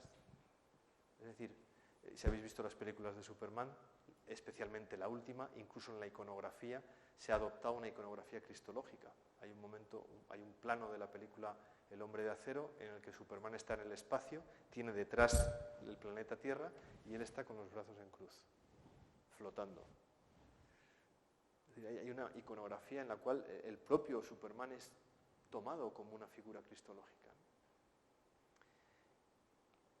Y es llamativo que los Estados Unidos, que han sido el país que ha vivido con más terror la época posterior a la Segunda Guerra Mundial, haya sido el país donde han surgido esta idea de que existen entre nosotros, o podrían o deberían llegar a existir. La ficción ha dado lugar a personajes en los que Dios no existe. En el horizonte del superhéroe o de los mundos de superhéroes no hay una instancia sobrenatural, porque ya ha sido enviado a la Tierra alguien que a través de una mutación, de un mal uso de la ciencia, etc., se ha convertido en alguien elegido. Todo el cine de ciencia ficción, desde Blade Runner, Alien, Terminator, ¿de qué trata? Pues, ¿qué pasaría si las máquinas tuvieran autoconciencia? ¿Qué pasaría si, en el fondo, hay un miedo brutal a la tecnología que ya estaba detrás, si nos vamos 100 años atrás, ya estaba allí? Y por lo tanto, ya os digo, pienso que la modernidad es una radicalización de los planteamientos que ya estaban presentes en la Ilustración, la mayor parte de ellos, y que, en tanto en cuanto, como dije al principio, la historia es evolución, no son sino corolarios de algo que ya estaba en el planteamiento inicial. Voy a terminar con lo que para mí es la síntesis de todo lo que he dicho hoy, que es el modo en que lo que el ser humano ha vivido, sobre todo a partir de 1945. Si leéis Tiempos modernos de Paul Johnson, veréis que el primer capítulo empieza así. La edad moderna comenzó el 19 de mayo de 1919, cuando se incluía una fecha. Y señala después que para él hay dos hechos fundamentales para la fundación de la modernidad, desde su punto de vista, que son la teoría general de la relatividad de Einstein y las ideas de Freud, el modo en que las ideas de Freud se expanden por el mundo y entra todo el mundo de los sueños a formar parte del imaginario colectivo, dando lugar, por ejemplo, al expresionismo en arte, al cubismo, a todas las corrientes posteriores a las vanguardias, al impresionismo, el Dada, etc. Toda la continua sucesión, cada vez más rápida, de diferentes maneras de ver una realidad que ya no es cósmica, ya no es ordenada, sino que ya es caótica, es fragmentaria. Y por lo tanto, ya no puede obedecer a los cánones que podríamos decir herederos del barroco o realistas, sino que apuntan a una mayor abstracción, indagando en el mundo de los sueños, como en el caso de Dalí, o llegando a una abstracción extraordinaria, como puede ser en el caso de Kandinsky o de Miró, en los que la forma, lo figurativo, ha dejado todo el peso en favor del color o de la mera abstracción cromática. Por lo tanto, y con esto termino, la tensión que yo veo, al menos en el mundo occidental, a partir de Hiroshima y Nagasaki, es la tensión entre esperanza y pavor. Y ahí es donde llego a la conclusión que anunciaba al principio. ¿Qué diferencia hay entre optimismo y esperanza? Desde mi punto de vista, el optimismo es inmanente. El optimismo depende del ser humano, de cada uno de nosotros. Uno puede ser optimista, en el sentido de que por naturaleza tiende a ver el vaso medio lleno, o bien que uno tiene o ha desarrollado la capacidad psicológica de tener modos de sobreponerse a las dificultades que la vida plantea. Ahí estamos en el ámbito del optimismo. El ámbito de la esperanza es distinto. El ámbito de la esperanza, o bien entendido como virtud teologal, o bien entendido como modo de vivir, exige la conciencia de que vivimos abrazados por un don gratuito. Es decir, la gracia no es una cosa que se nos da. No solo, como decía Pelagio, ¿no? La gracia es algo que, es una especie de apósito que nos ponen, o como cuando vamos a llenar el coche de gasolina, ¿no? No, la gracia es la inhabitación de Dios mismo en nosotros. Por lo tanto, claro, eso cambia las cosas. Porque la esperanza ya no es algo que yo consigo, como el optimismo, o algo que puedo racionalizar y convertir en una actitud que me convierte en optimista ante las dificultades, sino que es algo que viene de fuera y puede ser rechazado o aceptado porque depende de una libertad individual. Y por lo tanto la esperanza se encuadra o se enmarca en el marco de la donación, del regalo. Frente a esa actitud esperanzada, que existe en la realidad, que existe entre tantas personas ahora, también se ha impuesto otra visión, quizá más dicotómica en este caso, que sería la del miedo. ¿El miedo a qué? Pues el miedo a que simplemente leer la prensa. Uno lee la prensa, ve las noticias y dice, este mundo es, como dicen las películas estadounidenses, este mundo es un maldito caos. Maldito es el calificativo que siempre tienen, todo es maldito. Algo en lo que no podemos encontrar un orden según al cual atenernos, ¿no? Entonces, esa sensación, desde mi punto de vista, de una tensión entre miedo, fijaos, todas las películas, ¿habéis visto Independence Day? Todas las invasiones de los marcianos, ¿a dónde van? ¿Alguna ha llegado a Peligros, o a Hun, o a Alfacar? ¿A que no? Todas las naves espaciales tienen su GPS puesto en Washington o en Nueva York. Ni siquiera en Kansas. No. O van a Nueva York o van a Washington. Que van a ir ahí a hacer pozuelos, hombre. ¿Entendéis? Ese egocentrismo característico de los estadounidenses, que tiene una raíz geopolítica, como explicaba antes, se manifiesta en el fondo. El cine de ciencia ficción de los años 40 y 50, las películas de Steven Spielberg sobre marcianos, ¿qué tienen detrás? La obsesión de los estadounidenses con los ovnis, la obsesión con el tema de la seguridad nacional, todos estos temas, y más aún después del 11 de septiembre de 2001, todos los que hemos viajado en avión desde 2001 sabemos lo que ha significado 2001 para viajar, especialmente cuando vas a Estados Unidos, que prácticamente, tienes que entrar como viniste al mundo para garantizar que no eres una amenaza para... ¿Qué hay detrás de eso? Detrás de eso hay una percepción del otro como peligro potencial, como alguien de quien no te puedes fiar. Eso va a obligar a tomar medidas, por ejemplo, la presencia de cámaras en las ciudades.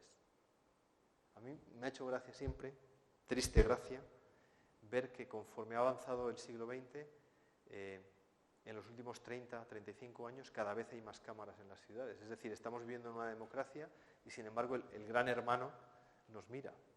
No ya para ponernos multas, sino para controlar lo que pueda llegar a ocurrir. En España actualmente las leyes se están endureciendo hasta llegar al punto de impedirnos el derecho de manifestación en determinados casos o en determinados lugares. Es decir, en el fondo, todo esto que estamos viviendo, disfrazado con un lenguaje vacío, más o menos cínico o hipócrita, de lo que es conceptos tan importantes como la democracia o la soberanía popular, etc., manifiestan detrás un peligro o un miedo antropológico de unos respecto de otros. Es decir, en el fondo estamos en Hobbes.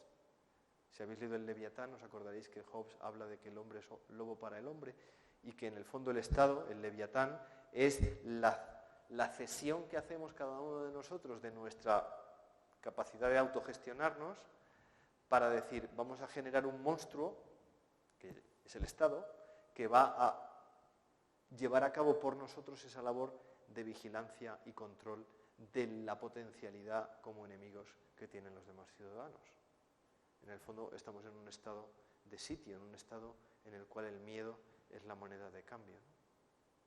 Bien, he intentado esquivar durante todo el rato de mi intervención la economía, sobre todo porque estoy convencido de que lo que ha sucedido en la economía no solamente es una crisis cíclica del capitalismo, que también, sino que es una consecuencia más de una crisis más profunda, en la que están, ya digo, entrelazados, concatenados un montón de hechos de honda raigambre antropológica, obviamente, porque la historia está hecha por seres humanos, pero que no se verifican o que no comparecen solamente en el hecho concreto, sino una interrelación muy difícil de trazar entre las causas y los efectos. Y por lo tanto, la crisis económica es un corolario triste, terrible, pero es una consecuencia, no es el problema en sí mismo.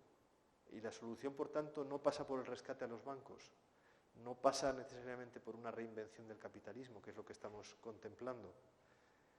Pasa por otras soluciones que, lo siento, a mí no se me ocurren más que en el ámbito de lo inmediato, de mi familia, de mis amigos, de las personas a las que puedo llegar. Pero, dicho de otra manera, la solución a la crisis no es macroeconómica, no depende de medidas del Banco de España o del Banco... ¿Me explico? Es una cuestión de muchos pocos que van antes de eso, y de una revisión profundamente filosófica, profundamente antropológico-teológica, que es la que daría sentido al resto del edificio, ¿no? Bueno, yo ya me callo. Me voy a sentar y si queréis, no sé, preguntar o lo que sea, y yo lo sé responder, pues...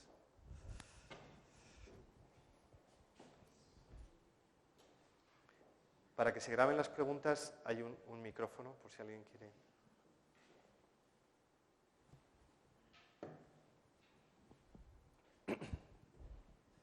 Simplemente pedirle perdón porque he bostezado en alguna ocasión, pero le aseguro que no ha sido por aburrimiento. Nada más que eso. Ay, muchísimas gracias. Ni me he fijado. Es admirable que después de todo el rato que estaba hablando nadie se ha marchado. O sea que eso es. Gracias a Dios. Eso es muy admirable un jueves por la noche.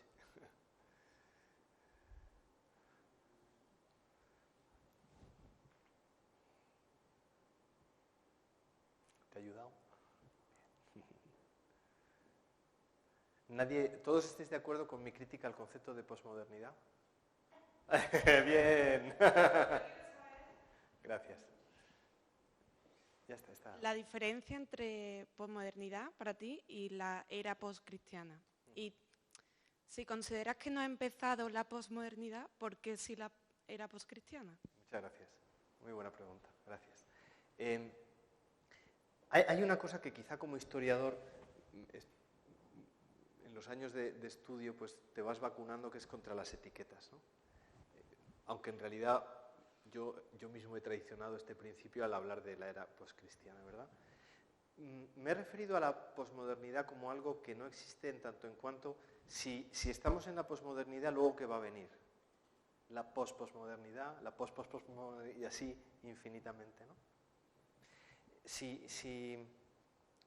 Yo no he podido descender a los detalles en la conferencia de todo lo que hay detrás de esto, lógicamente, ¿no? Pero sí he querido subrayar el hecho de que todo lo que consideramos ahora posmoderno ya estaba presente.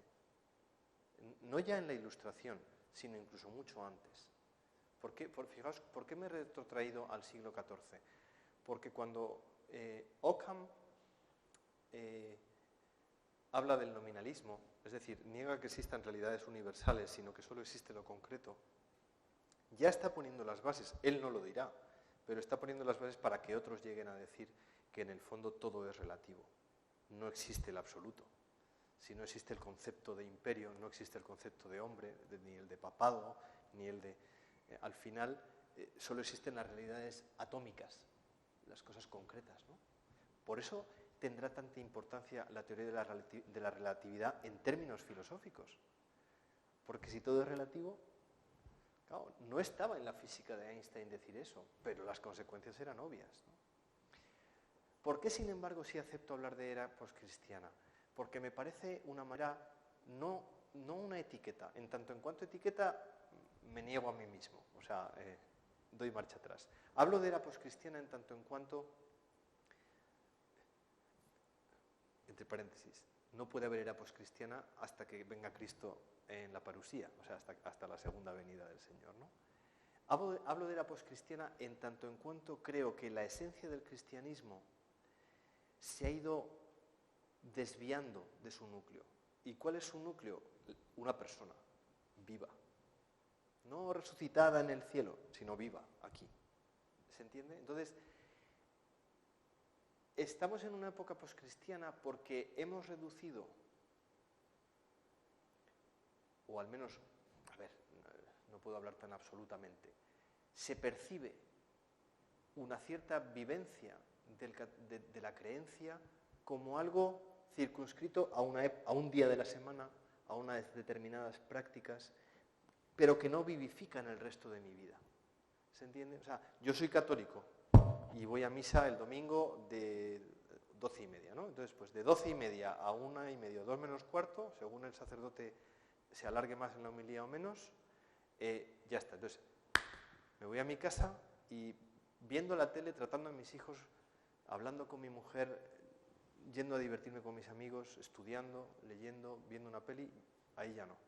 Entonces, esta especie de esquizofrenia práctica es lo que, no sé, quizá con mejor o peor fortuna he llamado época poscristiana, en el sentido de que la descentralización de lo nuclear, que sería el Señor, y por tanto la oración y los sacramentos, ha sido sustituida por una vida, por un modo de percibir la vivencia de ser. No es que yo soy cristiano como soy del Granada, no sé cómo decir, sino que en lugar de ser un apósito, tiene que ser un suppositum. Es que yo soy cristiano y puesto que lo soy, todo lo demás adquiere un nuevo relieve, una nueva luz, un nuevo modo de estar, un nuevo modo de ser. Pero no es porque, ¿sabes? Como soy cristiano, entonces no, al revés. Porque soy cristiano, entonces, hablando claro, en términos generales, yo percibo el mundo actual como una época poscristiana, pues porque desde el detalle de que, no sé, yo tengo alumnos que no saben lo que es un sagrario, o qué es una patena, o qué es la expresión en un santiamén.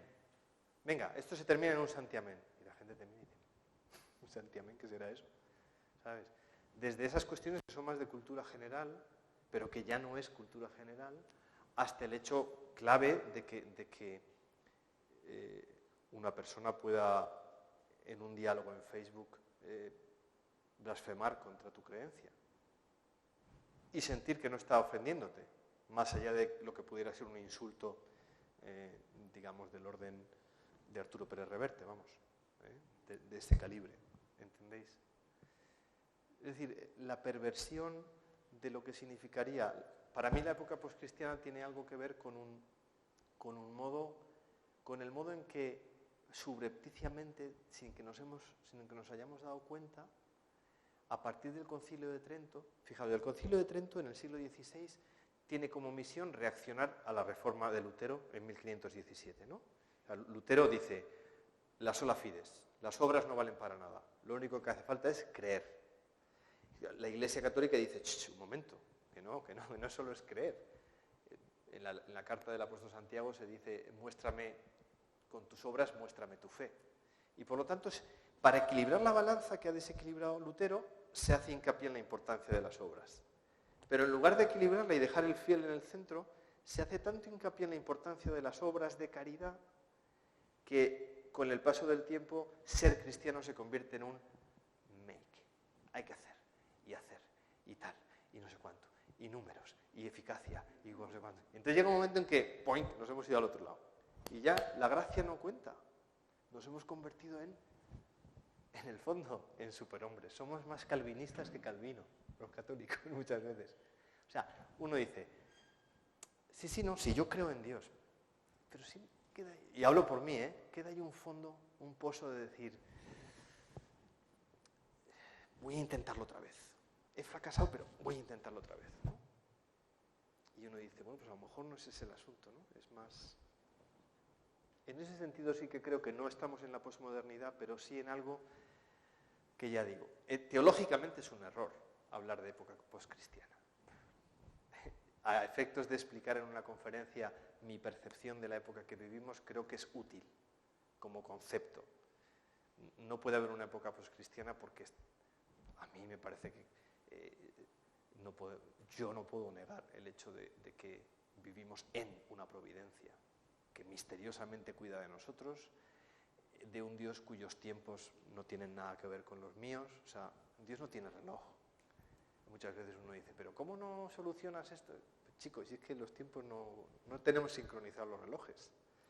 y yo no seré quien se atreva a meterse en los tiempos de Dios, ¿no? Pero desde el punto de vista de las grandes corrientes de pensamiento que atraviesan el mundo desde ya digo, quizá desde la Ilustración hasta la actualidad,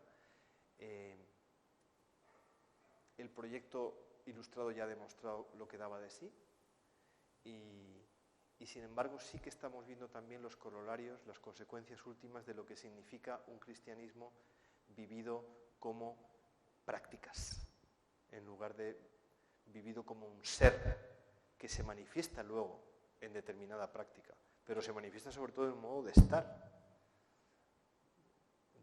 en el modo de hacer las cosas, ¿no? En el modo de, no de adoctrinar, no de dar pildoritas de cristianismo a la gente, ¿no?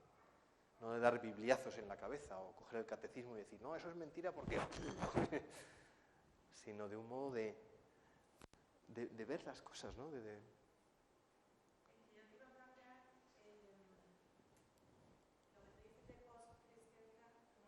Consecuencia de la posmodernidad, pero quizás al revés. O sea, quizás lo que llamen la gente posmodernidad es lo que se deriva, ¿no?, de esa poscristianidad. Probablemente. Es parte de... Debate. Sí, es un interesante matiz, porque eso implicaría lo que hemos hablado al principio, que la historia no se puede dividir en partes. A lo que me estoy refiriendo es a que, yo recuerdo como estudiante, decía, pues historia antigua, historia medieval son 1000 años de historia. Vale, pues venga, alta edad media plena, baja edad media. Bueno, ya, pero sigue habiendo trozos muy grandes de historia. La función de la división de la historia en periodos es una función pedagógica, simplemente pedagógica, pero nadie tiene la cabeza capaz de entender todo de un chispazo, ¿no? A lo que mi referencia a las etiquetas las he usado en tanto en cuanto definen características del comportamiento humano. Igual que para referirme a corrientes artísticas utilizo etiquetas como impresionismo, vanguardismo, dada, expresionismo, pero luego uno se acerca a los grandes pintores y dice, caray, Velázquez era impresionista. Si uno se acerca a las Meninas y ve las pinceladas, el modo de pintar de Velázquez es un claro precursor de los... Y de hecho los maestros impresionistas, Renoir, por ejemplo, ¿quiénes eran sus referentes? Pues Velázquez y Goya. Quiero decir que ponemos etiquetas para entender las cosas, porque los seres humanos necesitamos que la estantería tenga sus... Pero después entender las cosas requiere, como has hecho tú, ¿no? Es decir, a lo mejor el problema no es que el orden de los factores sí altera el producto. A lo mejor es que lo que llamamos posmodernidad viene como consecuencia de un poscristianismo, al menos en la práctica, o el modo en que las prácticas de la fe han derivado en un modo de entender el mundo ya vacío.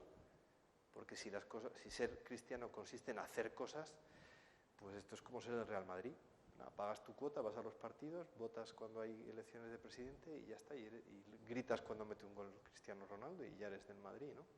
Estoy simplificando, ya me entendéis, ¿no? Pero la figura clásica del poscristiano es el fanático. El que considera intocables unos principios que son inamovibles y... Quizá en ese sentido es tan chocante la actitud, para bien, del Papa Francisco, ¿no? Que una de las primeras cosas que ha hecho ha sido descolocar a todo el mundo. O sea, al director del diario La República en Italia pues le concedió una entrevista y el propio periodista no sabía qué hacer. ¿Y qué hizo? Falsear las respuestas. Porque lo descolocó. ¿Pero por qué lo descolocó? Porque partíamos todos, independientemente del espectro político en el que uno se acercara a lo que decía el Papa Francisco, de un a priori, según el cual se suponía que el Papa tendría que decir tal, cual y cual. O sea, había ya un prejuicio respecto de esas actitudes o de esos modos de decir. Creo que esto es típico de la, entre comillas, posmodernidad o de la época poscristiana. Que en lugar de haz tal cosa, te están diciendo sé de esta manera, si quieres. Y de esa renovación del modo de ser derivará lo que uno haga, según el principio de Aristóteles en la metafísica, el obrar sigue al ser. Cada uno hace de acuerdo con el modo en que él es. Muchas gracias por tu matización. Muy bien.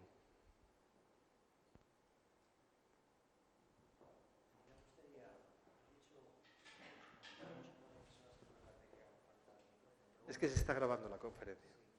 Mira, yo cuando dices esto de que en la época ahora, como que los cristianos piensan más que en ser, en hacer muchas cosas, yo no lo veo en mi entorno. Yo creo que precisamente el cristiano, efectivamente, como dices, tiene que estar convencido para llevar a la acción, pero yo tampoco veo que los cristianos hoy en día hagan tantas cosas, porque si hicieran tantas cosas, el mundo no estaría como está. O sea, quiero decir que yo estoy colaborando en una parroquia y lo que veo son personas mayores, muy mayores, y son los cristianos que hay allí que están comprometidos y están haciendo cosas. O sea, yo no creo realmente que el cristiano católico, ¿no?, si quieres católicos, estén haciendo grandes cosas. Me parece que no. Precisamente yo creo que ahí está el error. Y el Papa Francisco, cuando habla de salir a las periferias, salir a encontrar a los necesitados, a los pobres, porque nadie se acuerda de ellos.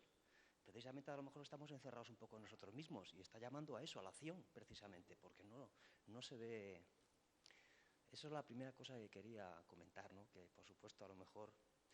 Luego cuando he dicho que los medios confesionales, que a veces no son bellos, ¿no?, que ponen películas, que hay que buscar la belleza, pero también a veces la belleza está en la bondad, ¿no? A través de la bondad también es bella, ¿no? Y a veces estos medios, con el presupuesto que tienen, que es muy reducido, que no pueden recurrir a grandes películas, pero a veces en otros medios no se ve bondad, se ve violencia, se ve tal, y en estos medios, con los pocos recursos que tienen a veces, pues se pone una película que dices, mira, a lo mejor no es muy bella, no tiene un gran director, pero oye, ves valores y ves bondad que muchas veces en esta sociedad que vivimos parece que la echamos de menos, ¿no? Simplemente esos dos comentarios. Sí. Muchas gracias. A ver, obviamente ni quiero, ni puedo, ni debo, sería estúpido y necio si yo me erigiera en juez de nadie, ¿no?, ni de mí mismo. Pero sí que me parece que la percepción que yo he dado, luego cuando uno desciende al hecho concreto, al ejemplo que has puesto tú, pues en la mayoría de las cosas, de los casos, desaparece y uno se da cuenta de que. Yo hablo como tendencia general, no me estoy refiriendo al hecho de que los cristianos hagan muchas cosas, sino a que la tendencia, uno va a misa un domingo y el porcentaje de gente mayor de 55 años es abrumadoramente gigantesco. O sea que, vale, que luego uno va a la jornada de la juventud y hay millones de personas con el Papa, estupendo, pero mi experiencia al menos es que el clero se hace cada vez más mayor, que el modo de hablar a las generaciones nuevas muchas veces no es exactamente el de la onda que ellos perciben y que por lo tanto hay un relevo generacional que nos está. Y obviamente lo preocupante no es eso, que se vacíen las iglesias. Lo preocupante es que creo que hemos convertido la iglesia también en un lugar restringido. Tú has puesto un ejemplo muy elocuente. El Papa está insistiendo mucho en salir a las periferias. Sí, pero ¿y qué pasa con mi vecino que es profesor de universidad, o con el amigo mío que es arquitecto, o con el otro que es camionero, o con el otro que son mis alumnos de clase? ¿Me explico? O sea que el papel del cristiano no está circunscrito a dar de comer al hambriento y dar de beber al sediento. No creo que en el Imperio Romano los primeros cristianos, tal y como cuenta la Dida G, se dedicaban pues a hacer lo que hacían, cada uno pues donde estaba, hacía lo que debía y daba ejemplo de vida a los demás, y esas personas. ¿Me explico? O sea que no es. El Papa está hablando de los necesitados, pero es que el primer necesitado es él. Es decir, no es solo una necesidad de bienes materiales, a veces perentoria. Pero entonces vamos al otro tema que yo aludía, que era el tema de que, eso que te digo, es que el 90% de mis alumnos en la universidad piensan que la Iglesia es una ONG, cuya función se circunscribe a Cáritas o a Manos Unidas. Y ahí empieza y termina su función, porque no hemos sabido explicarles qué pinta la Iglesia en todo este escenario. Y hemos llegado a dar la impresión, y ahí sí que creo que el mea culpa lo debemos entonar todos, de que ser cristiano tiene mucho que ver con esto, con organizar, que no es malo, por supuesto que no, Pero si no es consecuencia de una vivencia interior que luego se manifiesta en 57.000 cosas, es una fe muerta. ¿Por qué esas cosas en las que se manifiesta han de ser necesariamente obras de caridad? ¿Por qué no son dedicarte a ser director de cine? ¿Por qué no son irte a estudiar filosofía y ser profesor de filosofía? ¿Por qué no son ser pintor? ¿Por qué no son dedicarte a escribir novelas? No sobre la vida de Santa Teresa, sino sobre lo que tú quieras. Novela negra.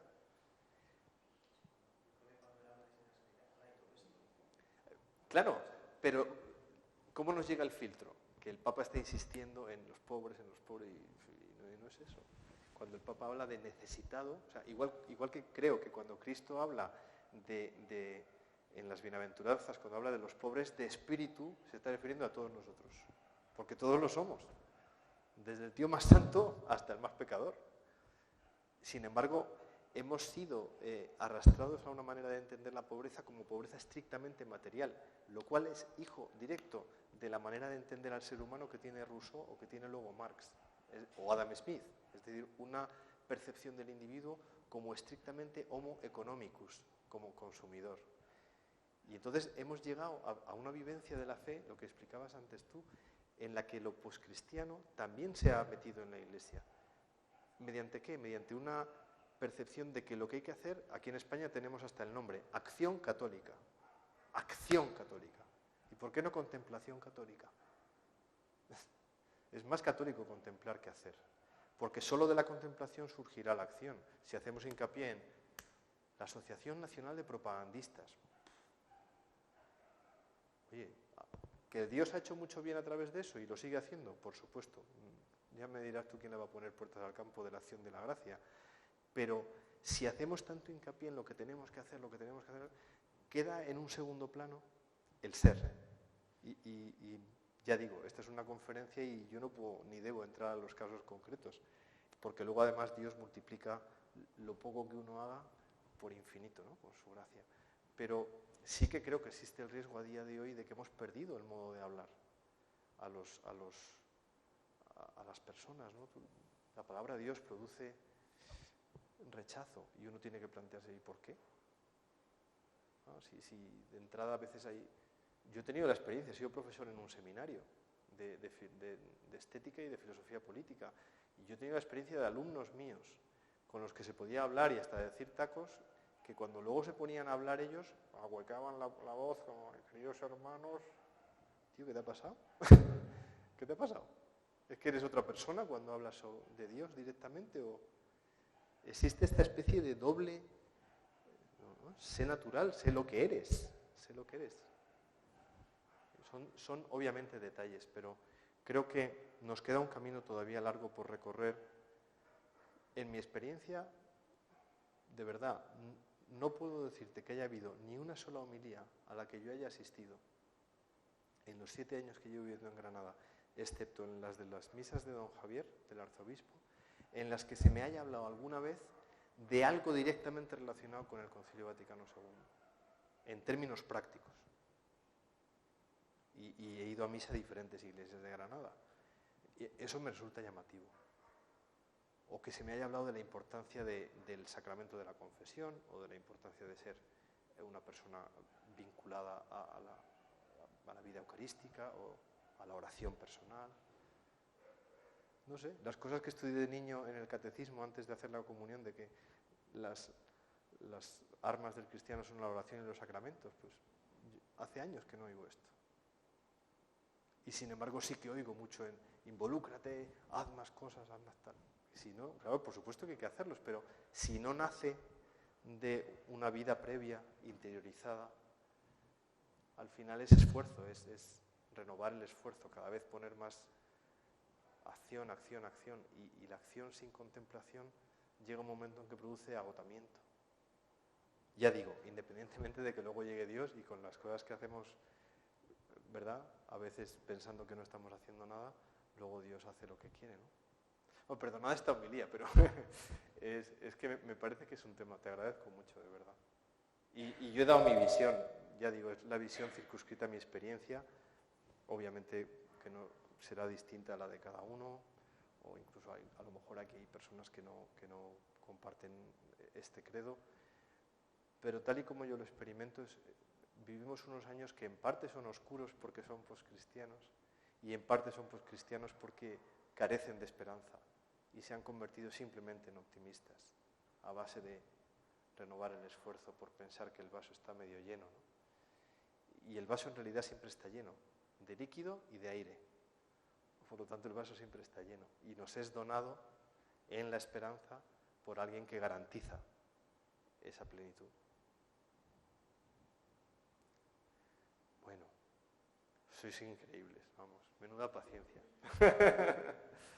Bueno, solamente antes de irnos, muchísimas gracias e invitaros a la película que proyectaremos el próximo jueves, que será Tiempos Modernos, de Charlie Chaplin, y si queréis pues la comentaremos, ¿vale? Bueno, gracias a vosotros.